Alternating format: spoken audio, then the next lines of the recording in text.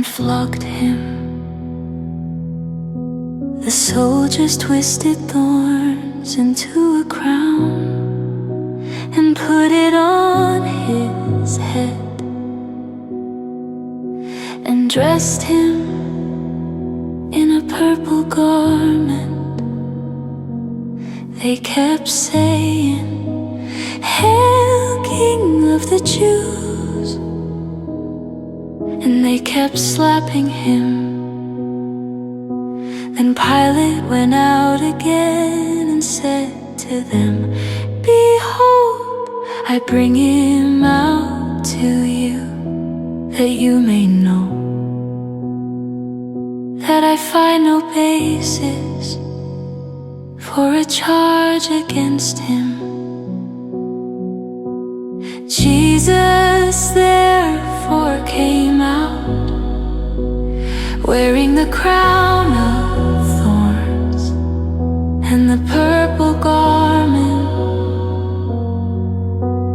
Pilate said to them, "Behold the man." When therefore the chief priests and the officers saw him, they shouted, saying, "Crucify, crucify." Pilate said to them, "Take him yourselves and crucify him, for I find no basis for a charge against him." The Jews answered him, "We have a law, and by our law he ought to die, because he made himself the Son of God." When therefore Pilate heard this saying, he was more afraid.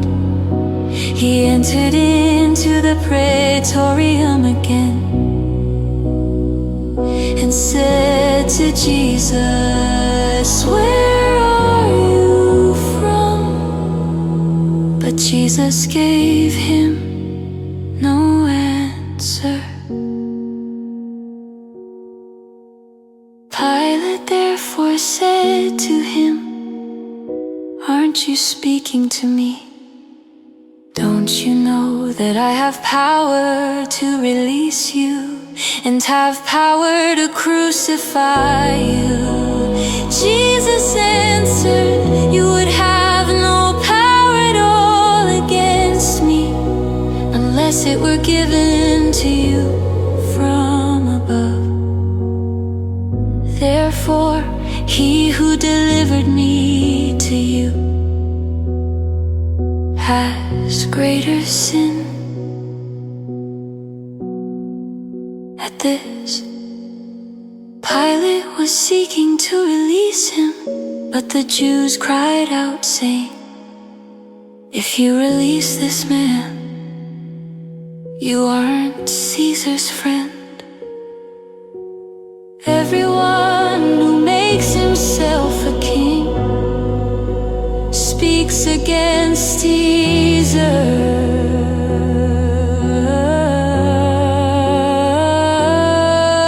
When Pilate therefore heard these words, he brought Jesus out and sat down on the judgment seat at a place called the Pavement, but in Hebrew, Gabbatha.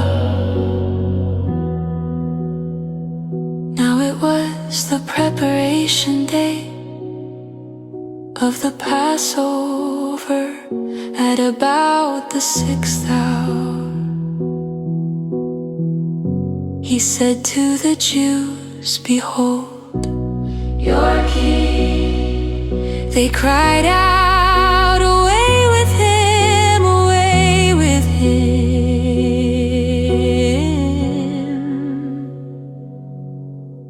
Crucify him." Pilate said to them, "Shall I crucify your king?" The chief priest answered, "We have no king but Caesar." So then he delivered him to them to be crucified. So they took Jesus and led him away.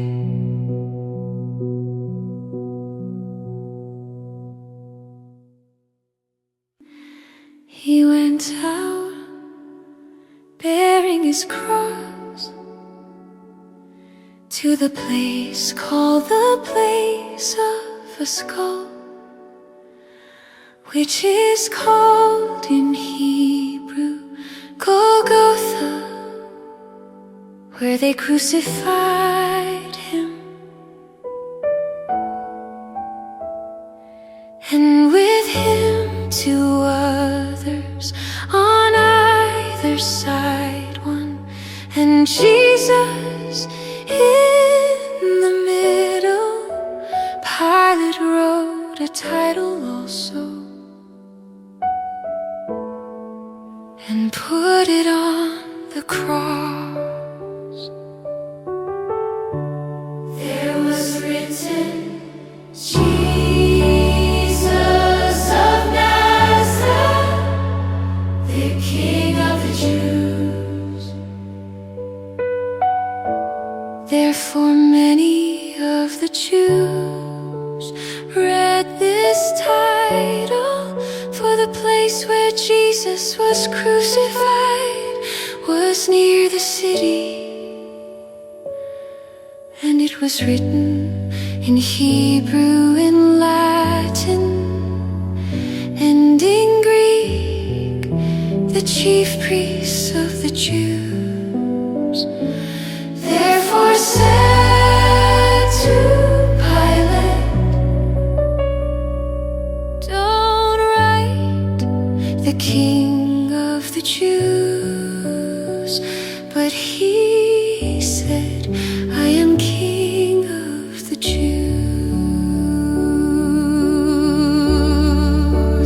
Pilate answered, what I have written, I have written.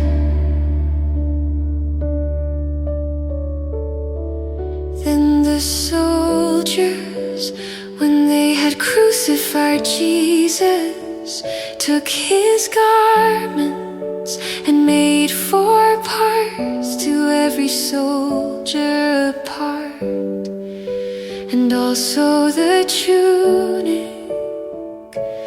Now the tunic was without seam, woven from the top throughout.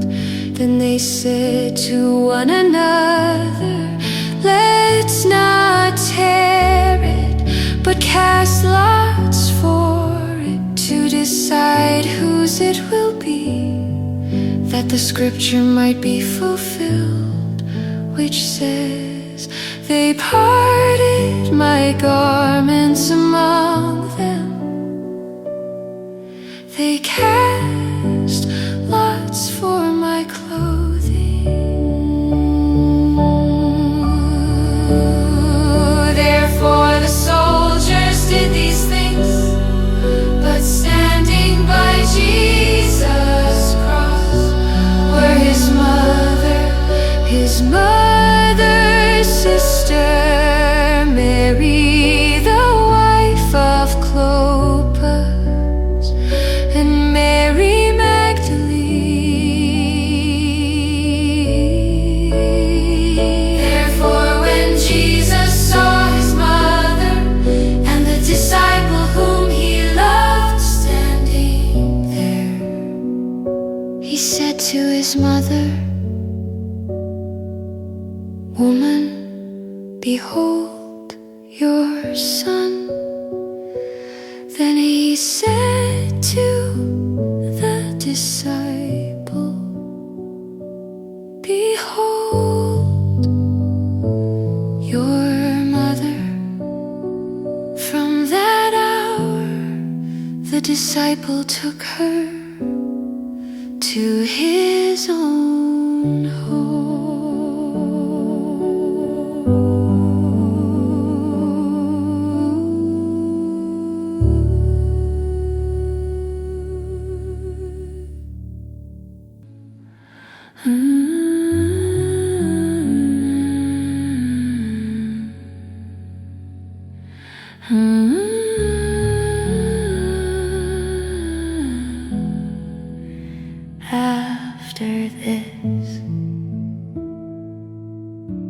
Jesus. Seeing that all things were now finished, that the scripture might be fulfilled, said, I am thirsty.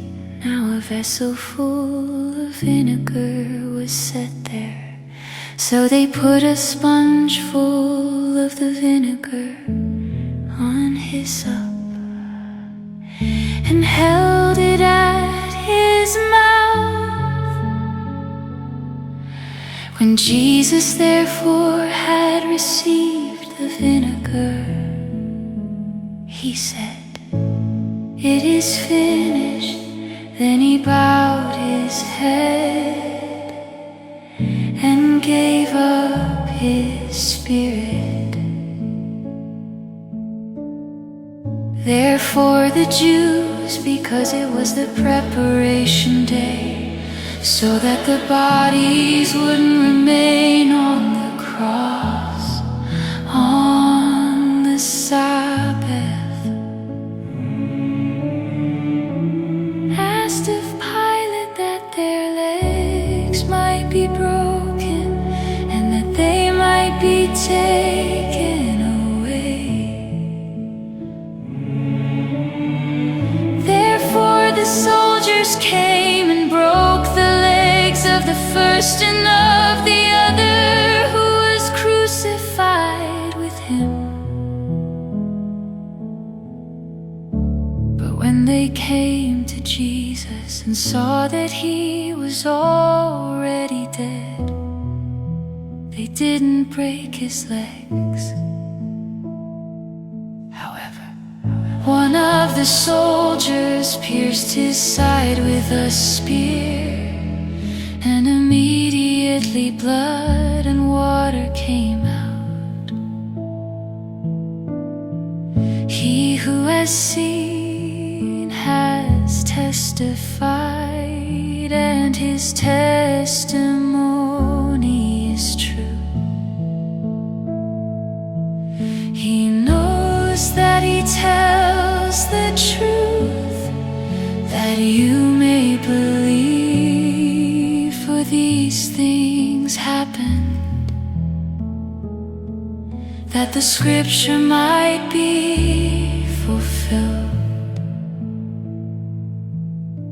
A bone of him will not be broken. Again another scripture says, they will look on him whom they pierced. After these things, Joseph of Arimathea, being a disciple of Jesus, but secretly for fear of the Jews, asked of Pilate that he might take away Jesus' body. Pilate gave him permission. He came therefore and took away his body. Nicodemus, who at first came to Jesus by night, also came bringing a mixture of myrrh and aloes, about 100 Roman pounds. So they took Jesus' body and bound it in linen cloths with the spices, as the custom of the Jews is to bury.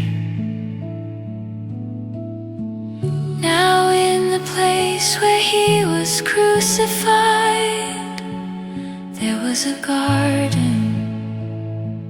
In the garden was a new tomb, in which no man had ever yet been laid. Then, because of the Jews' preparation day, they laid Jesus there.